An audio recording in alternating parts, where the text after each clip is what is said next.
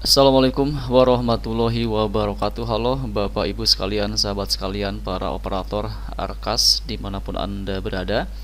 Kali ini kita akan kembali menjawab pertanyaan yang masuk di channel kita, yang mana kali ini ada pertanyaan dari @putrapura Y9L ya. Di sini beliau bertanya soal kode rekening belanja untuk pembelian papan tulis atau whiteboard ya.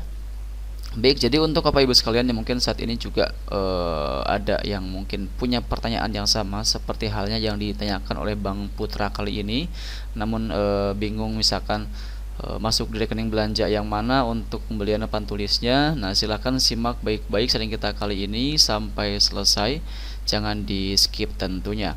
Namun seperti biasa, sebelum kita masuk ke dalam pembahasan kita kali ini, silahkan untuk Bapak Ibu sekalian yang mungkin saat ini kebetulan belum berlangganan di channel saya, silakan klik tombol subscribe-nya terlebih dahulu agar nanti kedepannya Bapak Ibu sekalian tidak ketinggalan update terbaru yang kita update di channel Imran Prasetya. Baiklah, mari kita mulai saja sharing kita kali ini. Oke, di sini terkait pertanyaan tadi mengenai rekening belanja untuk pembelian papan tulis. Nah, sekarang kita akan masuk dulu ke aplikasi Arkasnya. Nah, di sini kita masih menggunakan Arkas versi 4.2.14 ya, karena per hari ini masih belum ada update terbaru. Jadi, kita bisa langsung masuk ke bagian penganggaran, kemudian pilih bos reguler. Ya, kemudian pilih RKS tahun 2026. Oke, kita buka. Nah, di sini kita sudah disahkan oleh dinas, jadi kita akan menggunakan tampilan pergeseran saja ya untuk bisa menggunakan fitur tambah kegiatannya. Oke, di sini silahkan Bapak Ibu sekalian bisa langsung klik tombol tambah kegiatannya. Nah, di sini tentu kita harus menentukan kegiatan apa yang sekiranya sesuai untuk penganggaran pembelian papan tulis atau whiteboard ya di Arkas. Nah, di sini kita akan masukkan di pengadaan ya.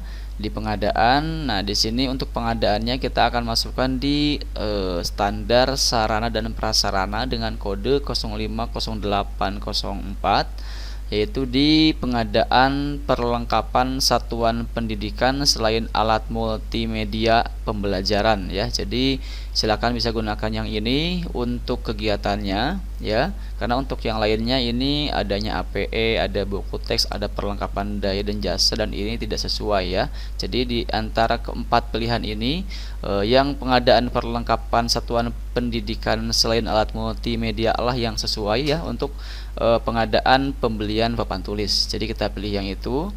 Nah, berikutnya kita harus menentukan rekening belanjanya. Nah, rekening belanjanya ini masuk di jenis rekening belanja apa untuk pembelian papan tulis ini. Oke, di sini bisa klik teman-teman ya. Di sini ada banyak, ada operasional, ada tentu yang berkaitan dengan alat dan mesin, ada aset ya. Nah, untuk pembelian papan tulis atau whiteboard ini masuknya ke jenis rekening belanja apa? Nah, dikarenakan untuk papan tulis ini bisa kita kategorikan sebagai modal ya teman-teman. Jadi kita bisa masukkan di belanja modal. Belanja modal. Nah, di sini ada banyak sekali pilihan tentunya teman-temannya, ada belanja modal jaringan, laboratorium, kompresor dan lain-lain. Dan di sini kita coba cek apakah ada yang langsung spesifik ke meja atau papan tulis ya. Kita coba cek di sini. Oke, pengukur tidak ada ya teman-teman. Jadi kita bisa masukkan saja di belanja modal alat kantor lainnya ya, karena dari pilihan yang ada di sini tidak ada yang spesifik untuk papan tulis. Jadi kita akan pilih yang belanja modal alat kantor lainnya. Untuk jenis belanjanya alat dan mesin dengan kode 520205010005 ya, itu untuk kode rekening belanjanya untuk pembelian papan tulis atau whiteboard ya. Kita akan masukkan di belanja alat kantor lainnya, kita pilih. Nah, kemudian selanjutnya yang harus kita tentukan adalah uraiannya. Nah, di bagian uraian ini tentu ada banyak sekali pilihan. Nah, ini sudah masuk di spesifik ya teman-teman, ada pakaian dinas lapangan, ada apa nih bacanya susah ya, ada fingerprint, ada lain-lain, ada GPS. Nah, untuk papan tulis atau whiteboard, nah di sini kita akan coba ketik papan tulis ya. Papan tulis ada nggak? Untuk papan tulis tidak ada. Nah, kita akan coba menggunakan whiteboard ya. Whiteboard. Nah, untuk whiteboard di sini ada teman-teman ya. Whiteboard. Nah, di sini ada 3 pilihan, ada interaktif whiteboard ya, ada papan whiteboard, ada whiteboard double face standing. Nah, kita akan coba cek yang paling atas dulu teman-teman ya. Ini batas atasnya berapa? Wah, di harga 139 juta. Ini berarti enggak teman-teman ya, bukan yang ini. Oke, kita akan whiteboard. Kita akan papan whiteboard. Nah, untuk papan whiteboard di sini kisarannya di 1,2 juta maksimalnya yang bisa kita anggarkan. Nah, kemudian untuk satu lagi ada whiteboard. Ada sebentar. Whiteboard ya. Ada yang bawah whiteboard double face standing. Nah, ini sampai 2 juta. Jadi yang bisa kita pilih di antara 3 pilihan tadi teman-teman ya untuk whiteboard. Bentar, kita akan coba jelaskan dulu.